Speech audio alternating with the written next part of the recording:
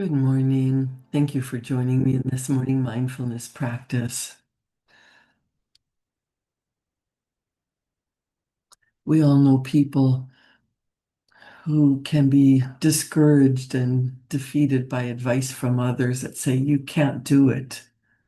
But there's other people who rise to the challenge. They rise to the occasion and they become more determined than ever to succeed. Somebody tells you you can't do it, going to make darn sure that you prove them wrong. Well, feelings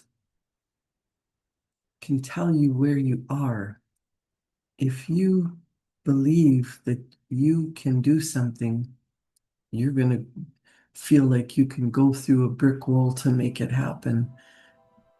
And if you've got the idea that, yeah, the other person's right, you can't do it, then you're not even going to try.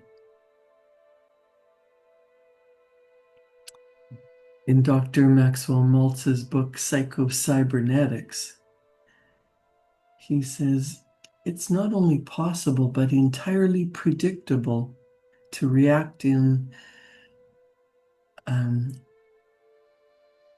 negative advice of our own feelings or positive advice. Feelings cannot be directly controlled by willpower. They cannot be voluntarily made to order, turned on or off like a faucet.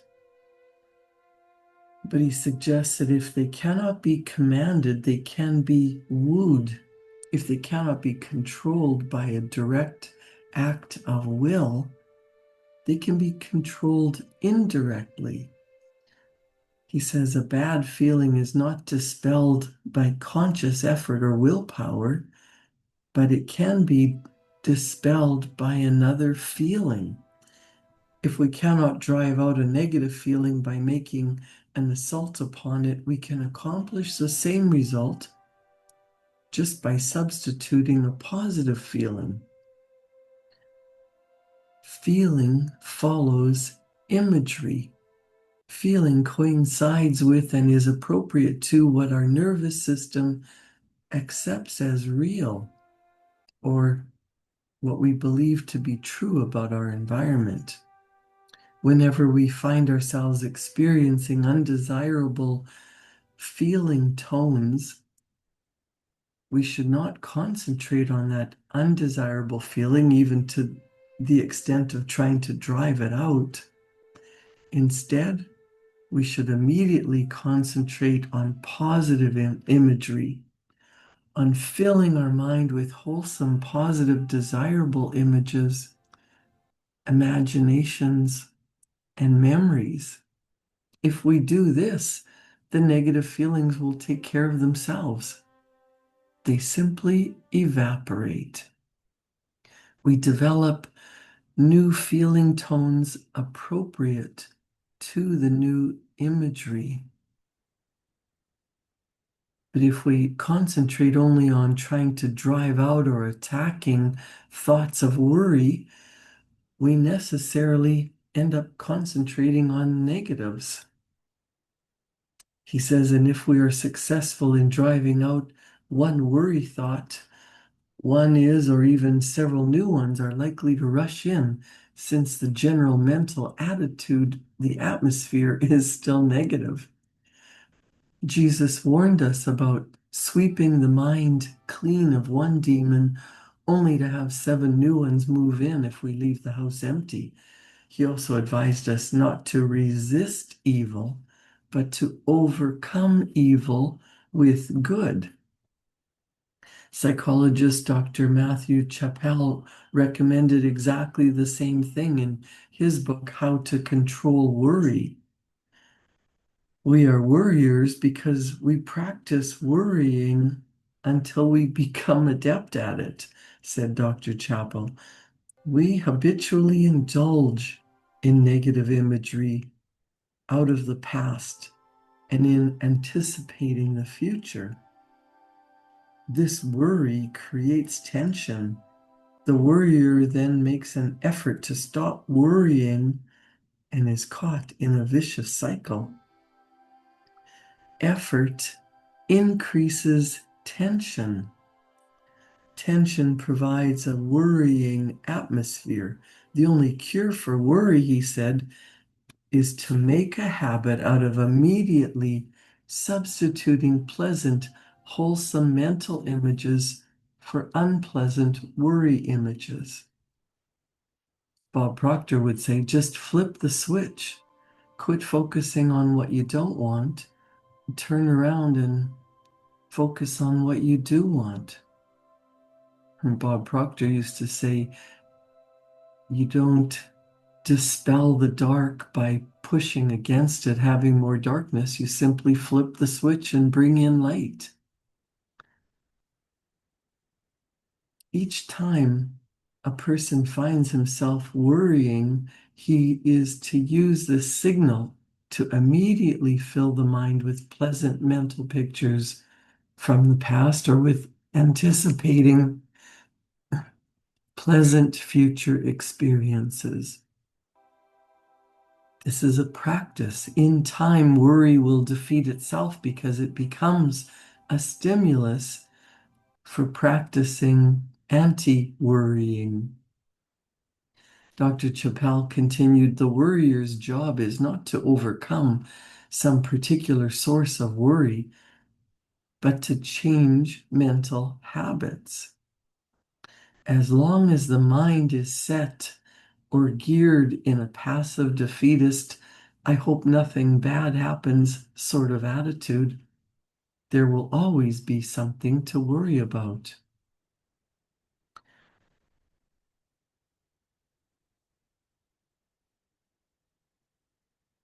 Negative feelings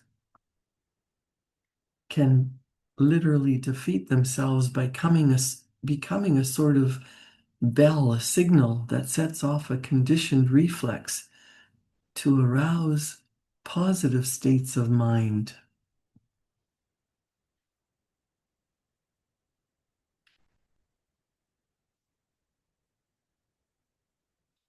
Maxwell Maltz says, when he was a medical student, he remembered being called upon by a professor to orally answer questions on the subject of pathology.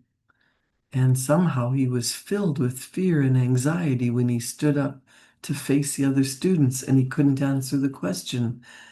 Yet on other occasions, when he looked into the microscope at a slide and answered the typewritten questions before him, he was a completely different person, relaxed, confident, and sure of himself because he knew the subject. He had that winning feeling and he did very well. As the semester progressed, Maxwell Maltz said, I took stock of myself. And when I stood up to answer questions, I pretended I didn't see an audience, but I was looking through a microscope. I was relaxed. I substituted that winning feeling for the negative feeling when I was quizzed orally. At the end of the semester, I did very well in both oral and written examinations. The negative feeling had become sort of a bell, a signal that created a conditioned reflex to arouse that winning feeling.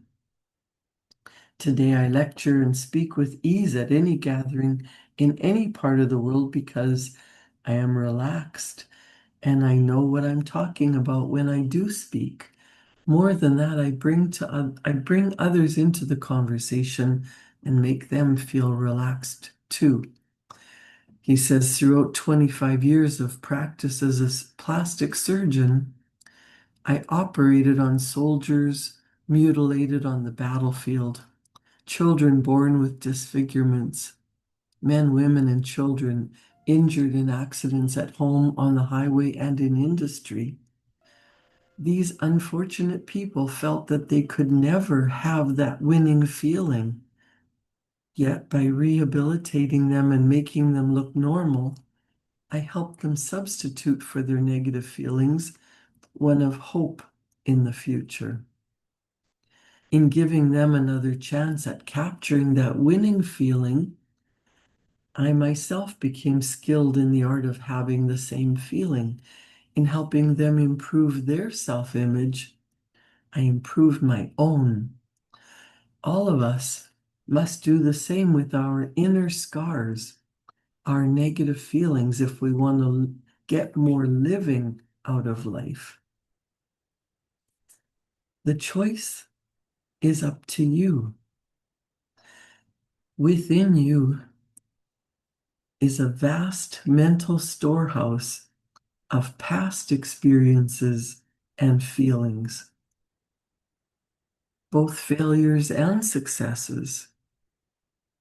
Like inactive recordings on tape, these experiences and feelings are recorded on the neural engrams of your gray matter. There are recordings of stories with happy endings and recordings of stories with unhappy endings. One is as true as the other. One is as real as the other.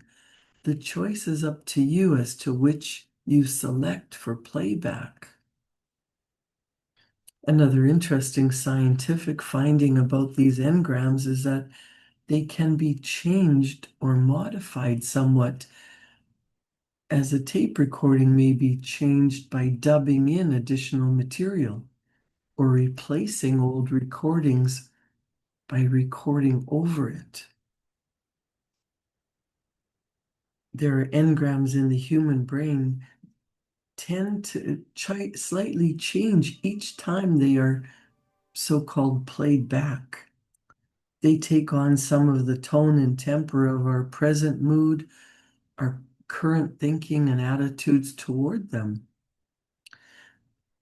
Also, each individual neuron may become a part of perhaps 100 separate and distinct patterns, much as an individual tree in an orchard may form part of a square, a rectangle, a triangle, and any number of larger squares. The neuron in the original engram of which it was part takes on some of the characteristics of the subsequent engrams of which it becomes a part, and in doing so, somewhat changes the original engram. This is not only interesting, but encouraging. It gives us reason to believe that adverse and unhappy childhood experiences or traumas, etc., are not as permanent and fatal as some earlier psychologists would have us believe. We now know that not only does the past influence the present, but that the present clearly influences the past. In other words, we're not doomed or damned by the past. Just because we did have an unhappy childhood experience and traumas that left engrams behind does not mean that we are at the mercy of these engrams or that our patterns of behavior are set, predetermined, and unchangeable. Our present thinking, our present mental habits, our attitudes toward past experiences, and our attitudes toward the future all have influence upon old recorded engrams. The old can be changed, modified, replaced by our present thinking. He's saying old recordings, the way we remember our past, they can be changed.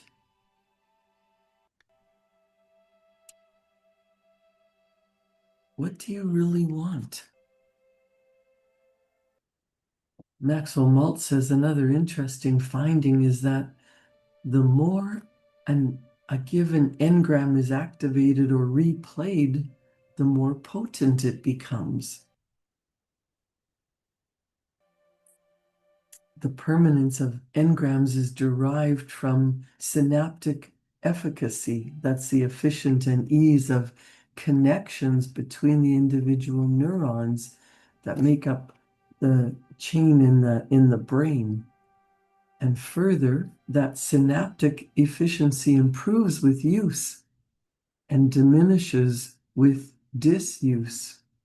Here again, we have good scientific ground for forgetting and ignoring those unhappy experiences from the past and concentrating on the happy, on the pleasant. By doing so, we strengthen those engrams having to do with success and happiness, and we weaken those that have to do with failure and unhappiness.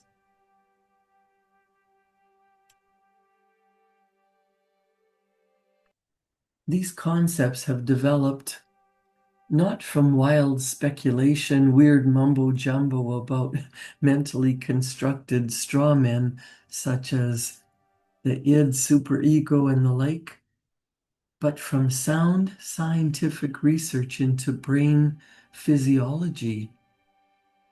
They are based on observable facts and phenomena, not fanciful theories.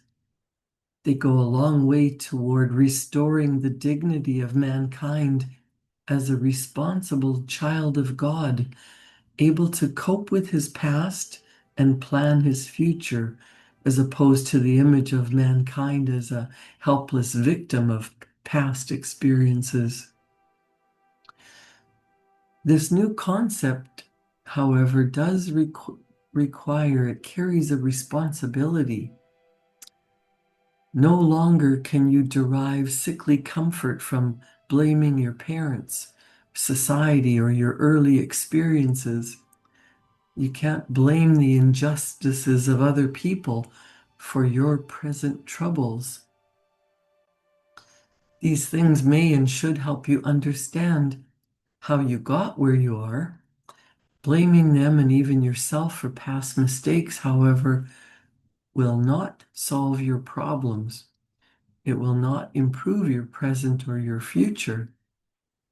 There is no merit in blaming yourself. The past explains how you got here, but where you go from here is your responsibility. The choice is yours.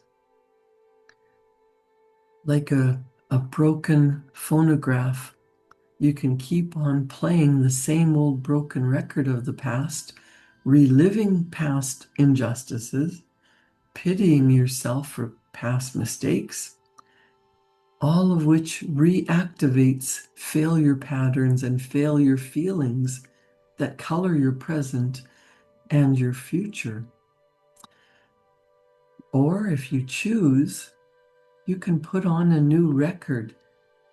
You can reactivate patterns of success, that winning feeling which will help you do better in the present and promise a more enjoyable future. If your record player is playing music you don't like, you don't try to force it to do better. You do not use effort or willpower. You don't bang the record player. You do not try to change the music itself. You merely change the record being played, and the music takes care of itself. If you have a radio playing, you don't try harder to listen to beautiful music if you have it set on talk radio. You simply change the channel, you change the frequency.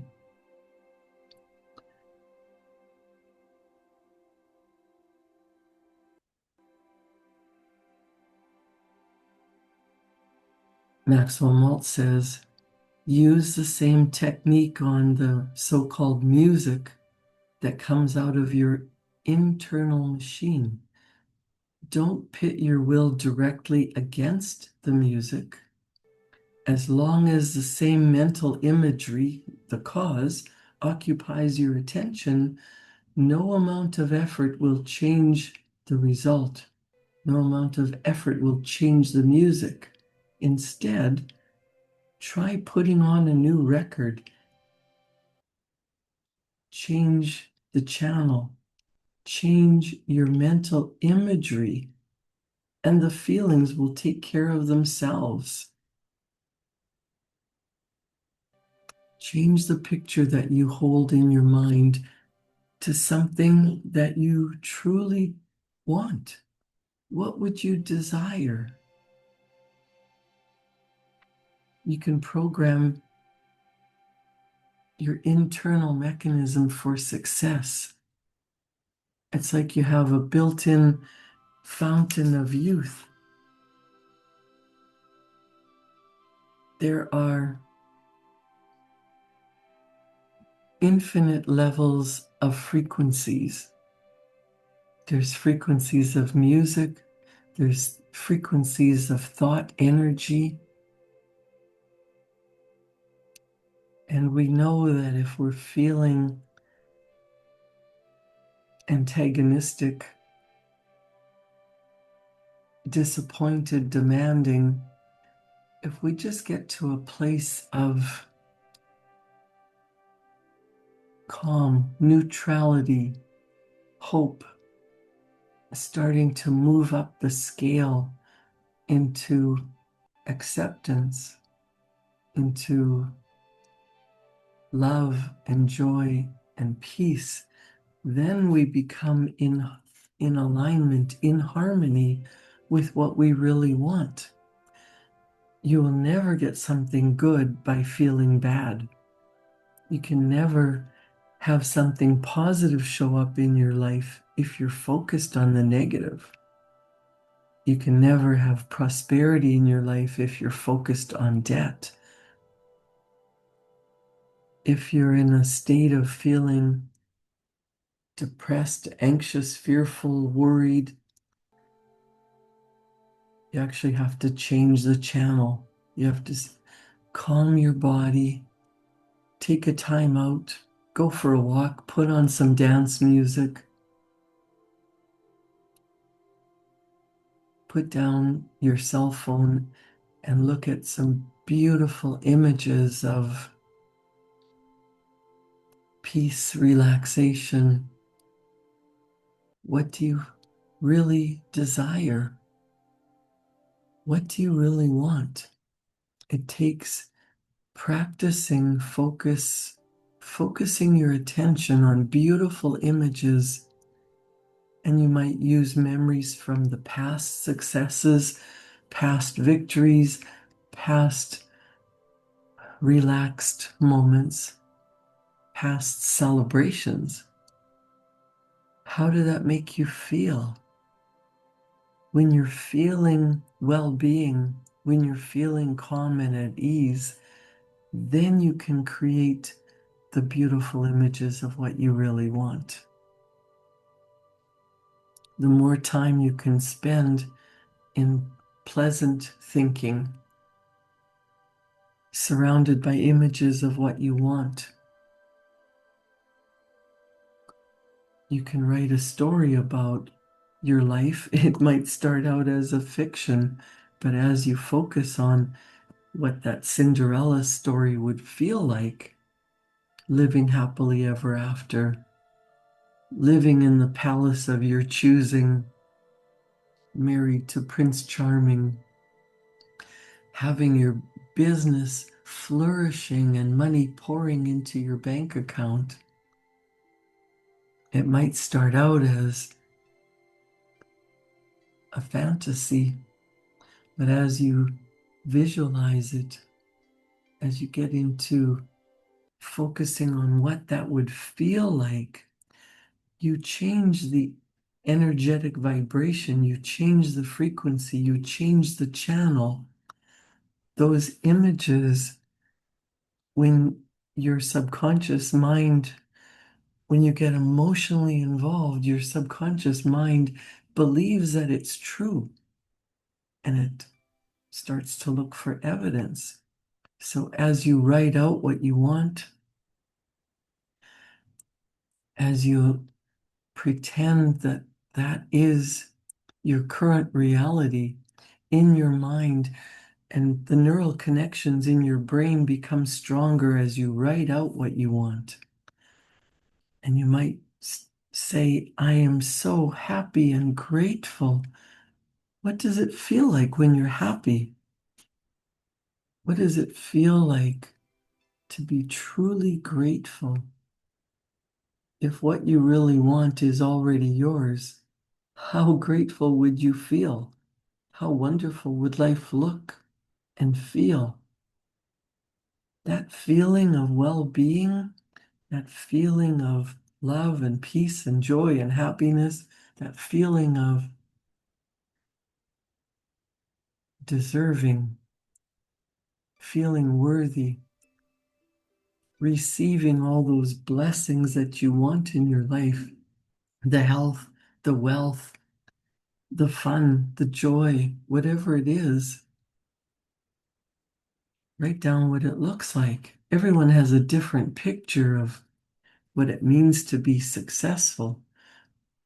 You could be successful in your love life, your family life,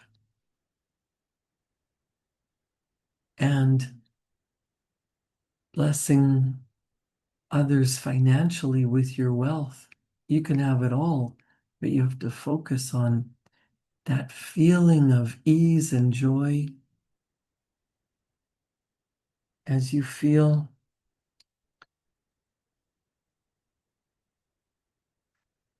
what would it be like if I was already living the dream that I have in my heart. Tune your internal setting to that station. Never mind the static, the frequencies, the chaos that's going on around you. Take time to focus your energies on what you desire. As you get into that feeling of well-being, that energy emanates from you and it attracts to you better people, better ideas, better circumstances, everything that is required for you to truly live your desire. Write your goal in the present tense. I am so happy and grateful now that. And whatever it is you want, write it down. Focus on it as if it's already yours. Feeling content, knowing that you are co-creating your life with infinite intelligence, with God, with universal mind. Whatever you choose to believe, that becomes your reality. Create a wonderful day. Focus your attention on feeling the best you can today and see what shows up. I'll meet you back here tomorrow morning at 7. And for my clients, I'll see you back here at 9 o'clock to talk about tuning into what you really desire, unlocking the secret genie within you. Thank you for joining me in this morning mindfulness practice. Create a wonderful day.